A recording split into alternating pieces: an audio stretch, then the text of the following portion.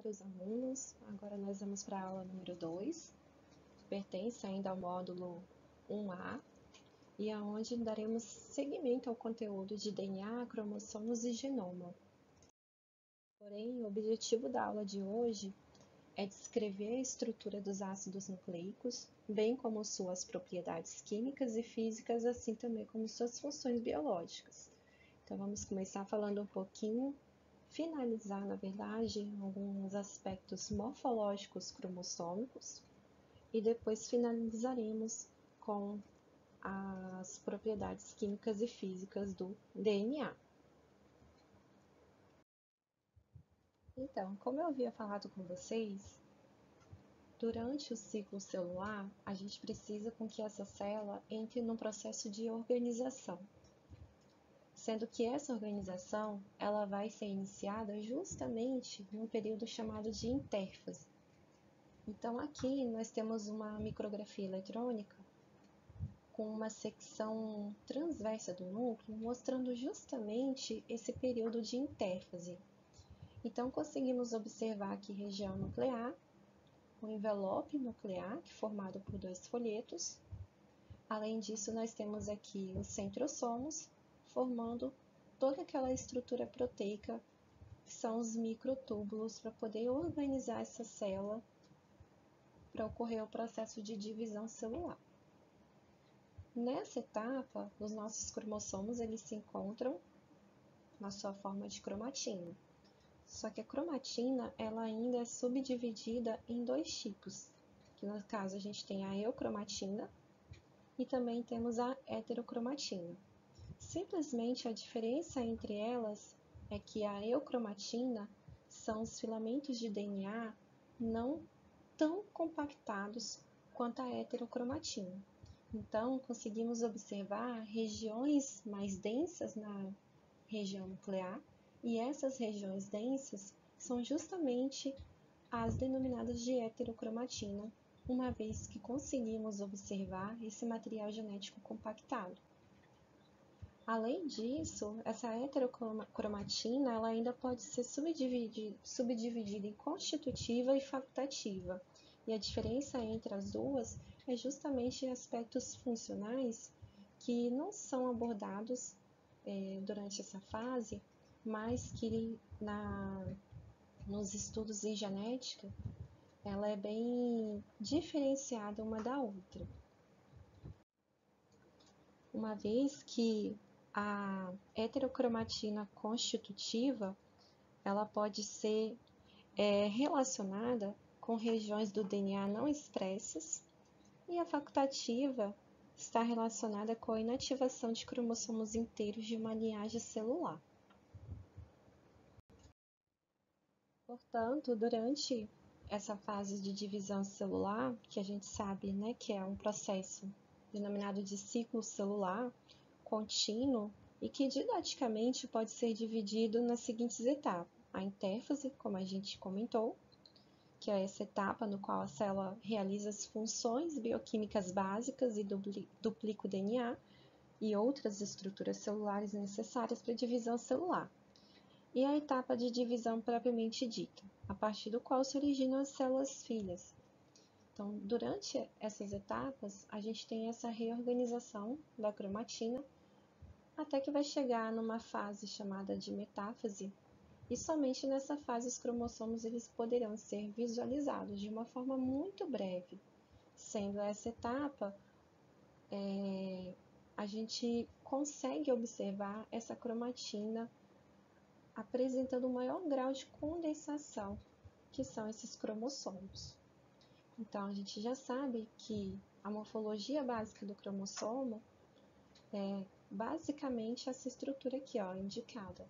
Nós temos uma região central, que é chamada de centrômero, e nós temos as regiões periféricas, no qual denominamos de cromátides.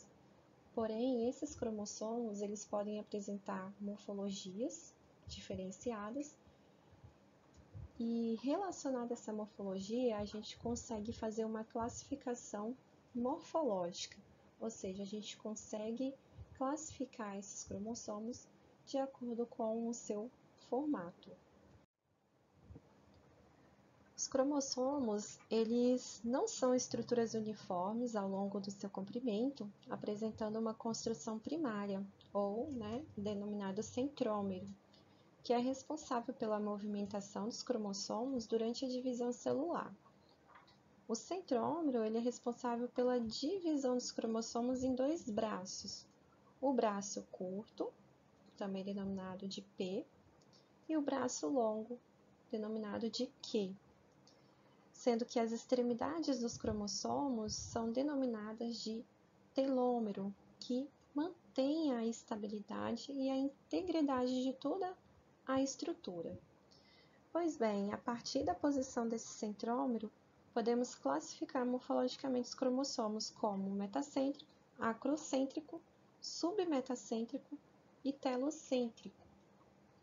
O metacêntrico significa que o centrômero está localizado na região central do cromossomo. O acrocêntrico significa que o centrômero está próximo das extremidades.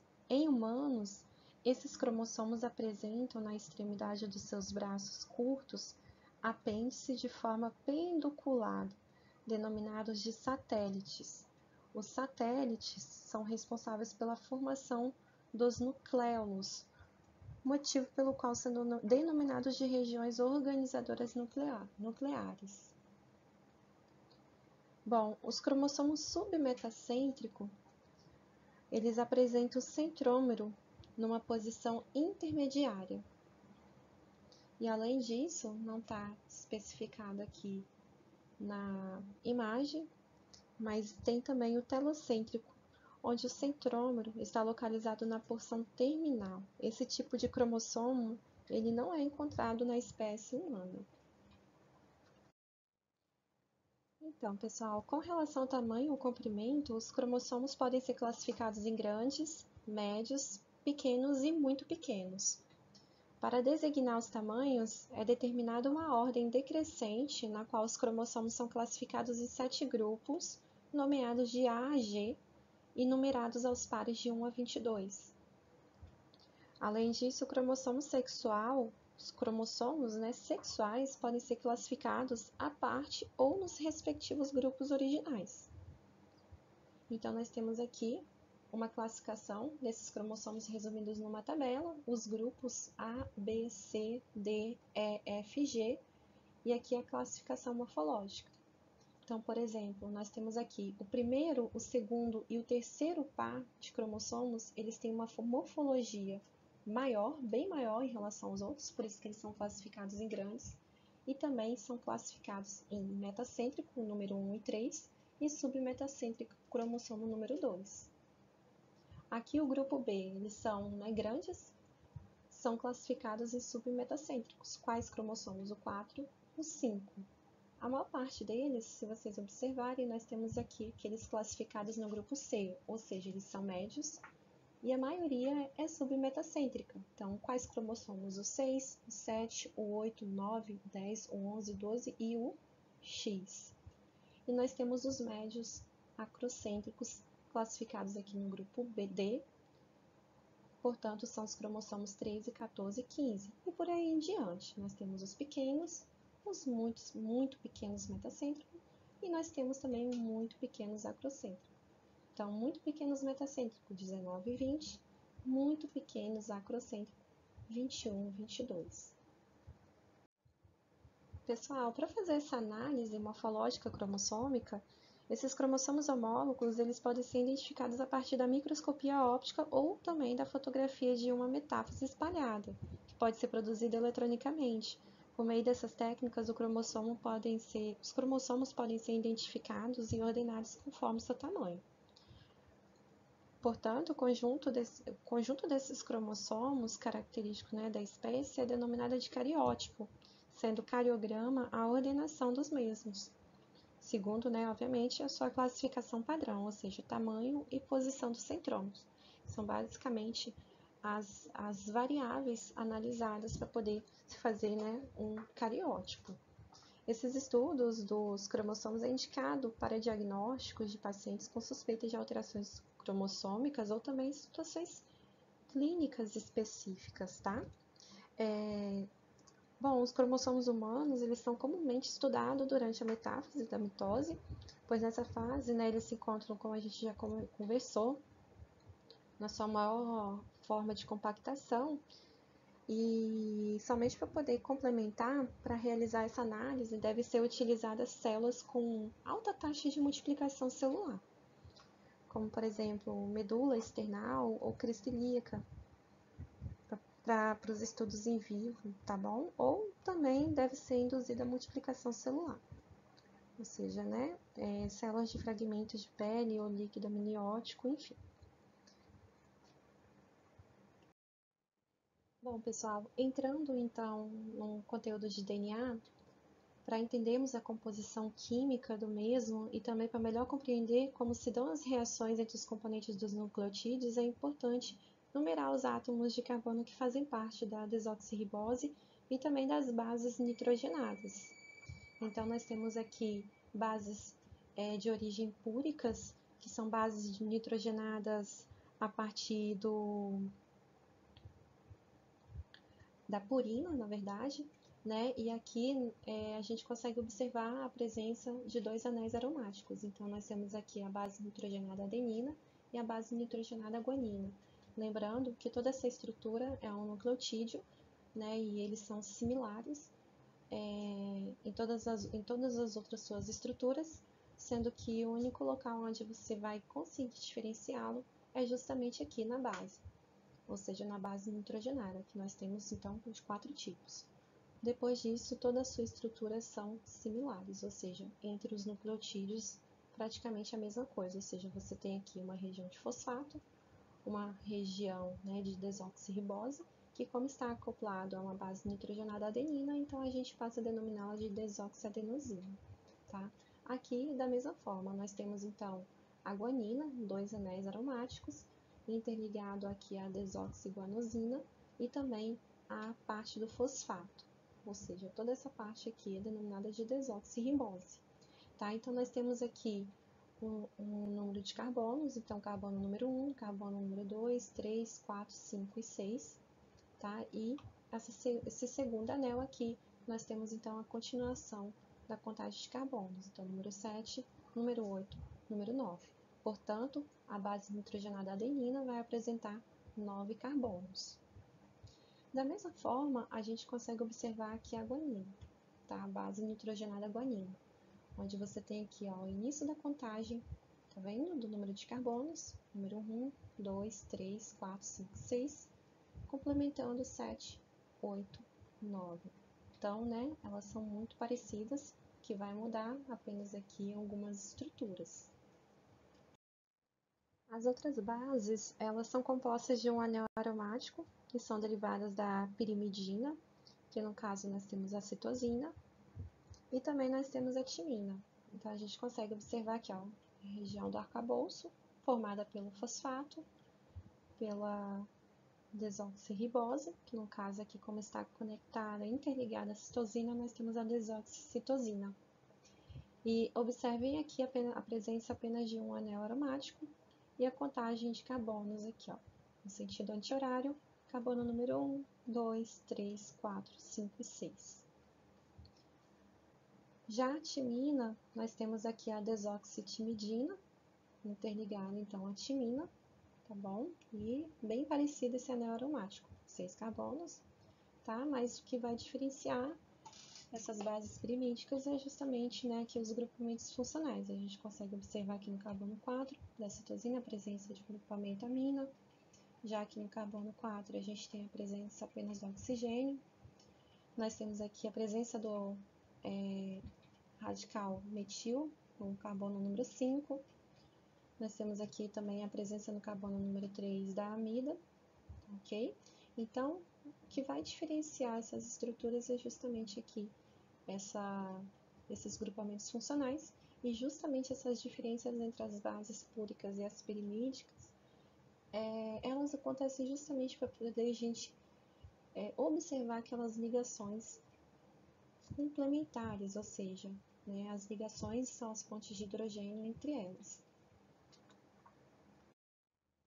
Para compreender em mais detalhes a estrutura do DNA, é importante reconhecer as ligações químicas que unem os três componentes, ou seja, a base nitrogenada, a desoxirribose e também ao fosfato do nucleotídeo entre si. Então, nós temos aqui uma ligação glicosídica que acontece entre a desoxirribose e a base nitrogenada.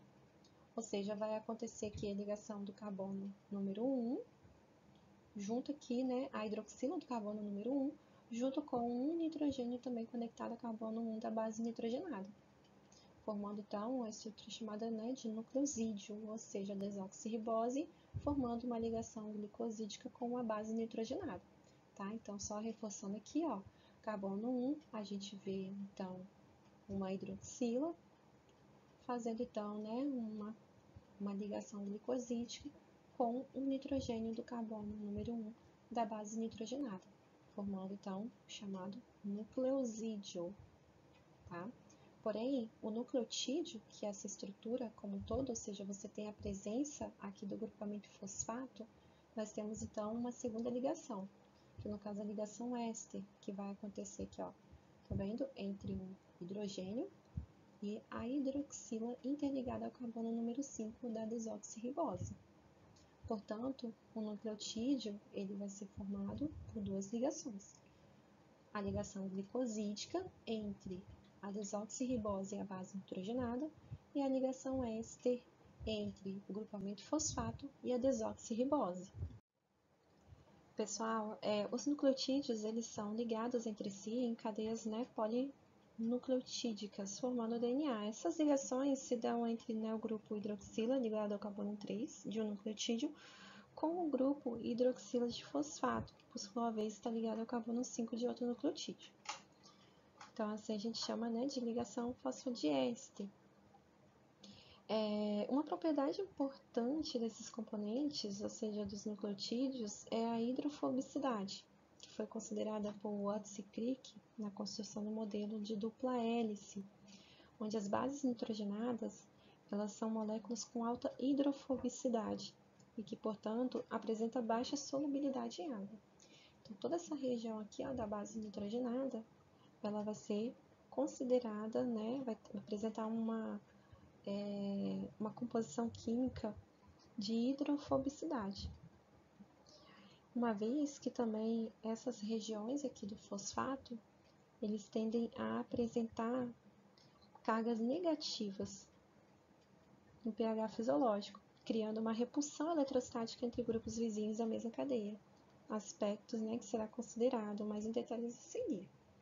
Então, nós temos essa região aqui hidrofóbica e essa região aqui do fosfato, região hidrofílica, tá bom? Uma outra informação utilizada, né, por Watts e Crick para a construção do modelo de dupla hélice está relacionada à composição das bases nitrogenadas do DNA, que foram obtidas por Chargaff em 1949. Por meio desses estudos, ao analisar diferentes tecidos oriundos, né, de diferentes organismos, ele estabeleceu duas regras. A primeira regra é que a quantidade total de bases purínicas ela é igual à quantidade total de bases pirimidínicas do DNA. E a quantidade de adenina mais timina não é necessariamente igual à de guanina mais citosina. Então, o que a gente pode concluir sobre isso? Que as bases, como elas são complementares, né, ou seja, a quantidade total de bases purínicas, ou seja, adenina e guanina, é igual à quantidade de bases pirimidínicas, citosina e timina do DNA. Portanto, se eu tenho 10 bases purínicas, eu vou ter 10 bases pirimidínicas, tá? Porém, a quantidade de timina é sempre igual de adenina e de guanina é sempre igual de citosina. Mas a quantidade de adenina associada à timina não necessariamente será igual à de guanina associada à citosina. Então, podem haver essas diferenças.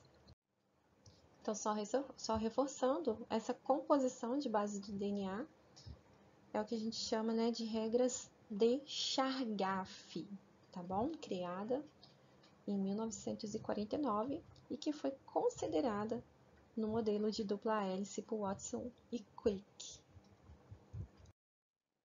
Pessoal, a descoberta da estrutura do DNA despertou grande interesse na comunidade científica por ser uma molécula hereditária. Então, nessa época, entre 1940 e 1950, vários pesquisadores consideraram, né, essa molécula hereditária e que deveria apresentar algumas propriedades. Entre essas propriedades, nós temos aqui, estocar toda a informação hereditária das células. Segunda propriedade, a habilidade de passar essa informação para as células filhas, que no caso é o processo de replicação. E terceira propriedade, sofrer eventualmente algumas mutações. Gente, para poder finalizar toda aquela estrutura montada por Watson Crick, né, daquele modelo de dupla hélice, uma informação foi muito decisiva para poder montar, né, esse modelo. E eles utilizaram justamente dados de uma pesquisadora chamada Rosalind Franklin, que por meio, né, de estudos com difração de raio-x, eles conseguiram observar a molécula de DNA e, por alterações, né, em alguns ajustes de alguns parâmetros, os dados obtidos sugeriram que essa estrutura do DNA seria uma longa e fina, composta de duas partes similares entre si, correndo lado a lado, com repetições compatíveis com uma estrutura helicoidal. Então, aqui a gente consegue notar justamente essa primeira imagem obtida por difração de raio-x pela Rosalind Franklin, mostrando, então, que esse DNA seria uma longa e fina fita composta de duas partes. Muito legal, não é? Pessoal, então a gente consegue observar esse modelo tridimensional da dupla hélice proposto por Watson Crick, formado por duas cadeias laterais de polinucleotídeos unidos entre si por interações não covalentes, que são as pontes de hidrogênio entre as bases nitrogenadas. Então, nós temos aqui esses grupamentos, no caso, fosfato, fazendo a ligação fosfodiéster com o açúcar, que é a desoxirribose, formando então todo esse arcabouço periférico. Lembrando que esse arcabouço periférico ele apresenta tendências negativas, portanto, né, eles vão apresentar aqui uma característica química de serem hidrossolúvel, ou seja, hidrofílico, tá bom? E essa região central, uma região formada pelas bases nitrogenadas, no caso com características bioquímicas hidrofóbicas, tá? Então, essa região central, região hidrofóbica, e essa região periférica, região hidrofílica. É importante também observar que a complementariedade dessas bases, a gente consegue, né, identificar que a adenina ela está fazendo duas pontes de hidrogênio com a timina, e nós temos a citosina fazendo aqui 3 pontes de hidrogênio com a guanina, tá? Então, ó, mesma forma, né, timina, 2 pontes de hidrogênio com a adenina, guanina, 3 pontes de hidrogênio com a citosina. Gente, olha só como que se dá essa ligação aqui, né? Nós temos aqui grupamento funcional amina do carbono número 6, fazendo então pontes de hidrogênio com a região do carbonila ligada aqui ao anel aromático da timina, tá? E da mesma forma, a região amida ligando ao nitrogênio do carbono número 1 da adenina, tá bom? Então, formando essas pontes de hidrogênio. Lembrando que essas pontes de hidrogênio, elas vão dar estabilidade também a essas moléculas. A gente vai ver um pouquinho mais adiante que a presença dessas pontes é um dos fatores considerados para essa estabilidade estrutural do DNA, tá bom? Então, a gente também aqui consegue observar as características, né, das pontes de hidrogênio entre as moléculas de citosina e guanina. Então, aqui a gente consegue observar as pontes de hidrogênio, né, entre o oxigênio do carbono número 2, 3 e 4, aqui dos grupamentos funcionais, né, amina, nitrogênio, oxigênio, fazendo então essa ponte de hidrogênio com estruturas do carbono 6, 1 e 2 da guanina. Então aqui a gente consegue observar essas pontes de hidrogênio. Gente, o emparelhamento das bases mantém as duas cadeias unidas com orientação antiparalela. Então a base da extremidade 3 de uma cadeia se emparelha com a base 5 da outra cadeia. Então, nós temos aqui um direcionamento, tá vendo? Um direcionamento antiparalelo, que a gente fala. Aqui, se bem que não tem a identificação, mas aqui, ó, direcionamento, tá vendo? 5, 3. E aqui, então, será o direcionamento 3, 5, tá bom? Tá dando exemplo, porque aqui acabou que não colocaram esse direcionamento.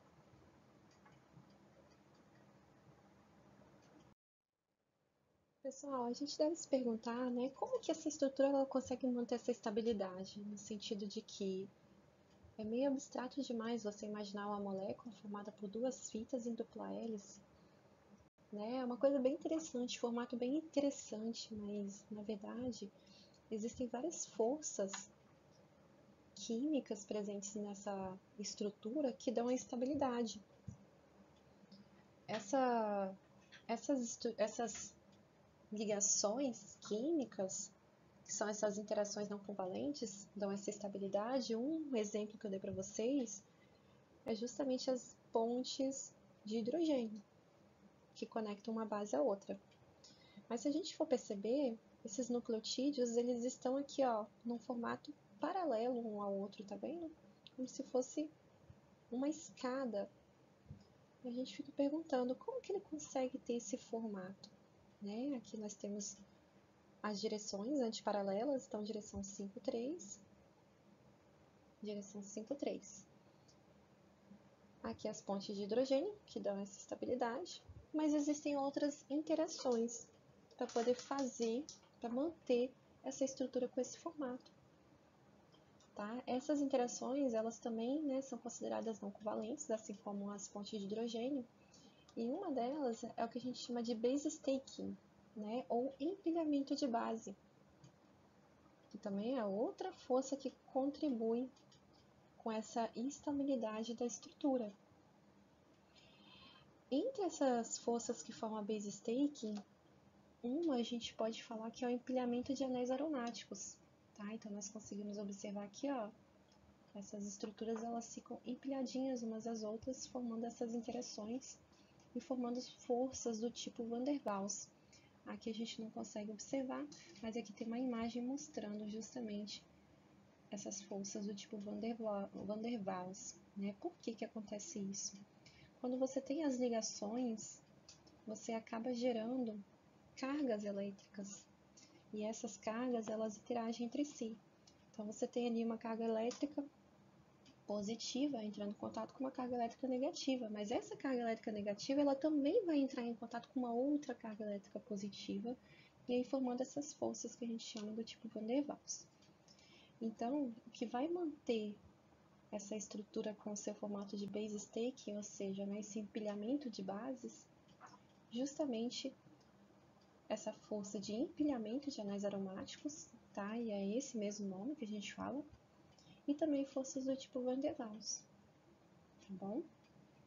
E a outra característica que eu coloquei aqui para vocês é justamente aquela hidrofobicidade nas regiões do arcabouço, que são as regiões onde a gente tem a presença do fosfato em associação ao açúcar, que é a desoxirribose, e uma região hidrofílica, que é a região das bases. Então, basicamente, o que mantém essa estrutura, o que mantém essa estabilidade são as interações não covalentes. Uma dessas interações nós temos as pontes de hidrogênio, que mantém essas fitas unidas umas às outras aqui na região das bases nitrogenadas, e nós temos esses nucleotídeos que estão organizados em paralelo uns aos outros, e o que mantém essa organização é justamente o empilhamento de anéis aromáticos e as forças do tipo Van der Waals, tá?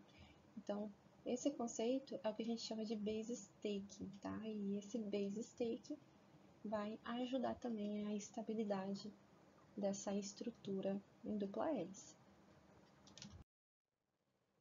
Bom, uma outra característica interessante da fita do DNA é justamente a sua propriedade física. Isso significa que, a altas temperaturas, a gente consegue separar essas fitas de DNA. É um processo denominado de desnaturação do DNA.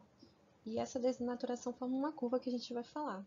Mas acontece que, à medida que você vai aumentando a temperatura, vai ocorrendo o processo de desnaturação, ou então o processo chamado de strand unwinding, ou seja, a separação dessas fitas. Até que vai chegar um momento que essas fitas elas vão se encontrar totalmente no seu estado separado. Acontece que, quando você resfria esse material, você tem, né, aquela double helix reformada, ou seja, renaturada, ou seja, refeita, retorna ao seu formato original. Então, essa propriedade é mostrada justamente aqui, ó, nessa curva de desnaturação. Isso significa que, à medida que eu vou aumentando a minha temperatura, eu vou observando a presença cada vez maior dessas fitas separadas, tá? Ou seja, a presença de fitas individuais. Vai chegar um momento no qual vai ocorrer o ponto médio, o melting point, que é o chamado de TM, ou também ponto de fusão. Ou seja, significa que nessa temperatura a gente vai observar até 50% de fitas simples localizados não, né, presentes aqui nessa solução. Ou seja, para você alcançar 50% dessas fitas simples nessa solução, a gente vai precisar de uma determinada temperatura. Aqui, nesse caso, o melting point, né, ou temperatura de fusão, está próximo a 90 graus. Vamos colocar aqui, estipular 87 graus Celsius. Isso significa para eu obter 50%, uma quantidade de fita simples, eu preciso, então, de, em média, 87 graus Celsius. Observem aqui também a presença de mais duas curvas. Essa primeira curva aqui na cor escura, na cor preta, são fitas de DNA formadas basicamente de bases nitrogenadas adenina e timina. E aqui, essa em azul, são fitas de DNA formadas basicamente por guanina, base nitrogenada guanina e citosina. O que a gente pode observar aqui, o ponto médio entre elas? Que para eu conseguir alcançar 50% de fita simples na minha solução, aqui eu vou precisar de uma temperatura menor. Já nessa fita basicamente formada de guanina e citosina, eu vou precisar de uma temperatura maior. O que isso vai significar para mim? Ou seja, o que isso significa para mim? Que em baixas temperaturas não, uma temperatura menor, eu já consigo desnaturar essa minha cadeia de DNA, quando elas são formadas basicamente de adenina e timina. Já aqui eu preciso de uma temperatura maior, ou seja, meu melting point vai girar em torno de 110 graus Celsius.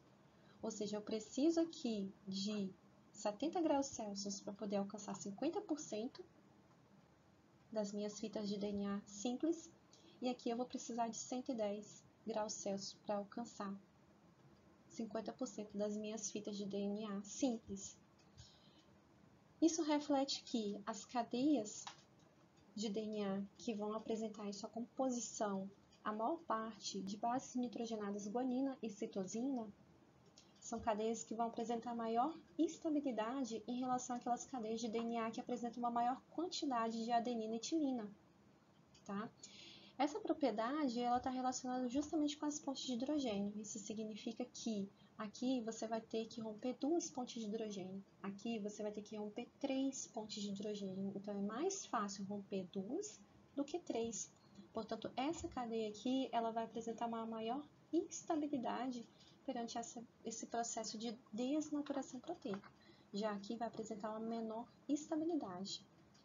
Entre essas duas curvas, nós temos aqui justamente as cadeias, as estruturas de DNA, que vão apresentar aí concentrações similares entre adenina-timina e guanina-citosina, mas que podem haver, né, essas diferenças entre essas composições.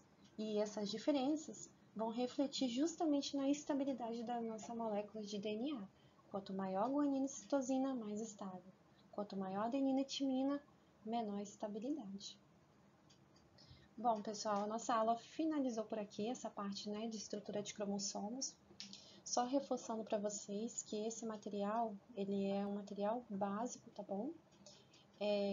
Isso significa que a gente passa o conteúdo para vocês perante alguns objetivos de aprendizagens, ou seja, né, são alguns tópicos que fazem, né, esse tipo de direcionamento, e que a gente fica restrito justamente a esses objetivos, mas que qualquer dúvida que vocês apresentem além desse material, vocês podem ficar à vontade em me perguntar, tá? Desejo aí uma ótima semana para vocês de estudo, e na segunda-feira a gente se vê então para poder fazer a parte do acompanhamento.